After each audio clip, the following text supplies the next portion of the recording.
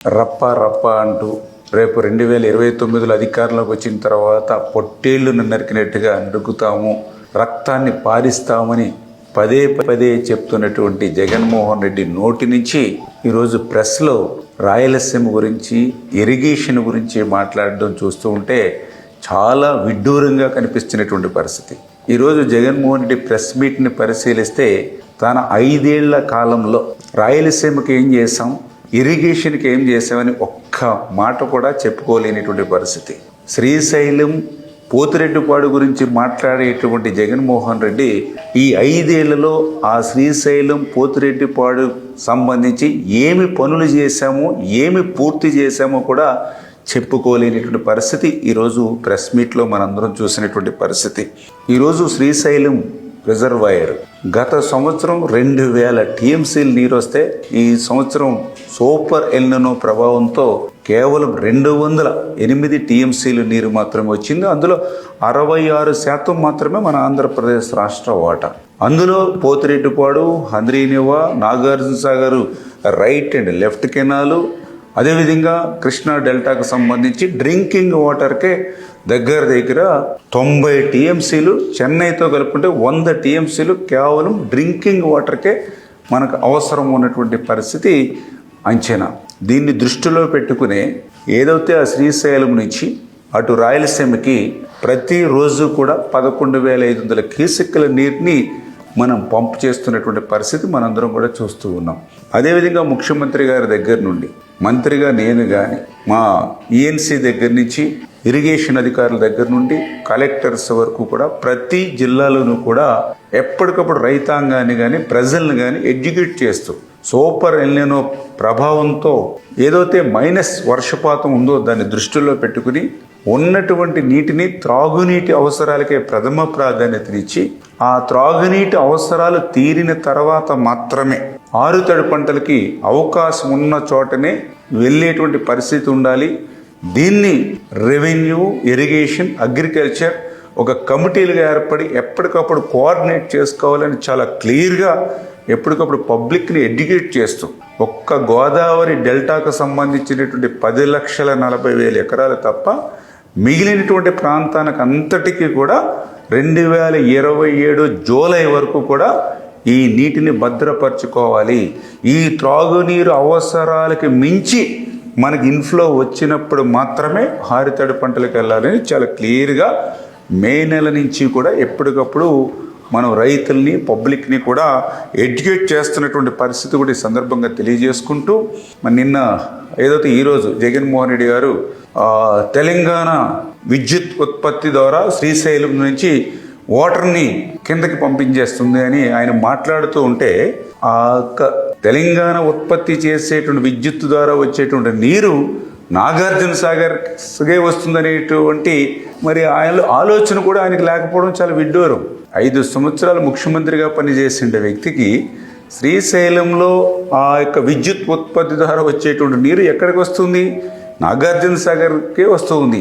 మరొక పక్క ఆయన నాగార్జున సాగర్కి కూడా నీళ్లు విడుదల చేయట్లేదు రైట్ కెనాల్ అని చెప్పారు ప్రెస్ మీట్లో. మరి నాగార్జున సాగర్ రైట్ కెనాల్కి నీళ్లు విడుదల చేయాలంటే శ్రీశైలం నుంచే కదా రావాల్సింది. మరి ఆ విద్యుత్ ఉత్పత్తి ద్వారా వచ్చేటువంటి నీటి నాగార్జున సాగర్ ఇప్పుడు ఇవేళకు కూడా నాగార్జున సాగర్ రైట్ కెనాల్కి సంబంధించి 32 టీఎంసీ మనకి డ్రింకింగ్ వాటర్కి అవసరం. అదేవిధంగా కృష్ణా డెల్టాకు సంబంధించి మనం ఆ పులిచింతల్లో ఉన్నటువంటి రిజర్వ్ వాటర్ పోను ఇంకా 15 టీఎంసీలు అవసరం. అంటే దగ్గర 46 టీఎంసీలు ఒక ఆంధ్రాకే నాగార్జున సాగర్కి అవసరం అనేటువంటి పరిస్థితి.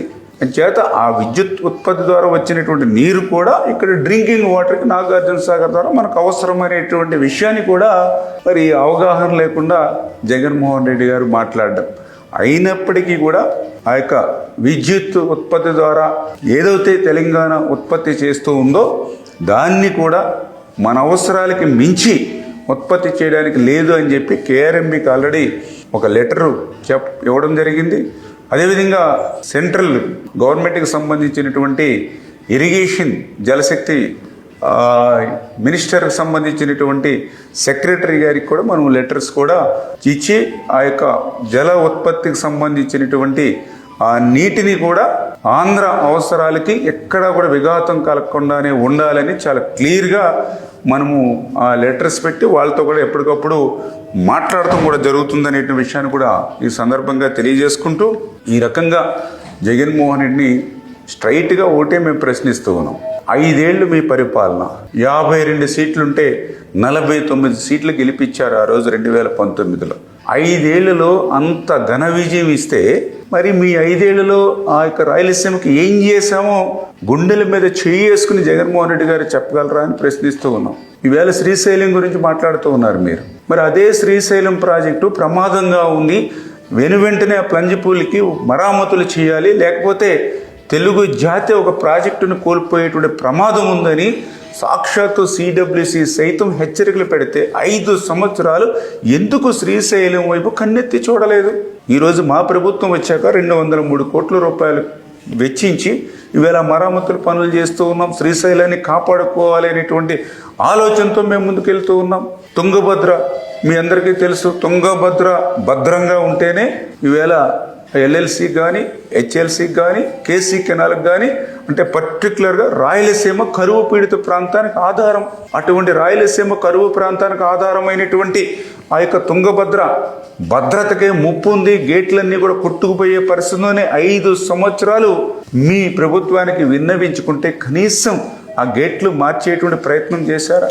మీరు చేసినటువంటి పాపం మొన్న మాకు శాపంగా మారి మొన్న చూసాం. 2024లో 19వ గేటు కొట్టుకుపోతే మళ్ళీ వాటర్ ఫ్లో ఉండగా చరిత్రలో మొదటిసారిగా ఆ గేట్ను కూడా బిగించడమే కాదు, 33 గేట్లు కూడా మళ్ళీ కొత్తగా ఏర్పాటు చేసి ఈరోజు ఆ తుంగభద్రలో 105 టీఎంసీలు నీటిని నిలపగలిగేటువంటి విధంగా ఆ గేట్లు కూడా మేము ఓపెన్ చేస్తాం. మరి 5 సంవత్సరాల మీ పాలనలో ఆ యొక్క కరువు ప్రాంతానికి ఆధారమైనటువంటి ఆ యొక్క తుంగభద్రకు కన్నెత్తి ఎందుకు చూడలేదో ఈరోజు సమాధానం చెప్పాల్సిన అవసరం ఉంది. గోరకల్లు మాట్లాడుతున్నారు పోతిరెడ్డి పాడు గురించి. మరి పోతిరెడ్డి పాడు నుంచి నీరు గోరకల్లుకు వస్తుంది. గోరకల్లులో రిజర్వాయర్ భద్రంగా ఉంటేనే అవుకు, గండికోట, మీ పులివెందుల చిత్రావతికి కూడా నీళ్లు రావాలంటే గోరకల్లు భద్రంగా ఉండాలి. అటువంటి గోరకల్లు ప్రమాదంగా ఉందని 5 సంవత్సరాలు ఇరిగేషన్ అధికారులు హెచ్చరిస్తే ₹1 గోరకల్లు కోసం ఖర్చు పెట్టలా. ఈరోజు మా ప్రభుత్వం వచ్చిన తర్వాత గోరకల్లు మరమ్మతులకి 59 కోట్లు ఇచ్చి టెండర్లు పిలిచి ఆ పనులు ముందుకు తీసుకెళ్తూ ఉన్నాం. హంద్రీనివా 5 సంవత్సరాలు మీ పాలనలో కర్నూలు, అనంతపురం, చిత్తూరు ఉమ్మడి జిల్లాలకు సంబంధించినటువంటి హంద్రీనివా 5 సంవత్సరాల్లో ఈ పని చేశామని చెప్పండి మీరు. ఈవేళ మేము అధికారంలోకి వచ్చిన మొదటి సంవత్సరంలోనే మీరు 5 ఏళ్లలో చేయలేనటువంటి పనులు ఒక్క ఏడాదిలోనే 3,860 కోట్ల రూపాయలు ఖర్చు పెట్టి ఈవేళ ఆ యొక్క కృష్ణా జలాన్ని రికార్డు స్థాయిలో లాస్ట్ ఇయర్ చూశారు. 55 టీఎంసీల నీరు హంద్రీనివా నుంచి తీసుకున్నాం. అక్కడితో ఆగల. ఆ హంద్రీనివా 400 కిలోమీటర్ నుంచి నేవా బ్రాంచ్ కెనాల్ కూడా పనులు చేసేటువంటి విధంగా, తిరుమల వరకు కూడా కృష్ణా జలాలను తీసుకెళ్లేటువంటి విధంగా 1,300 కోట్ల రూపాయలతోటి ఆ పనులు కూడా మేము శ్రీకారం చుడుతూ ఉన్నటువంటి పరిస్థితి.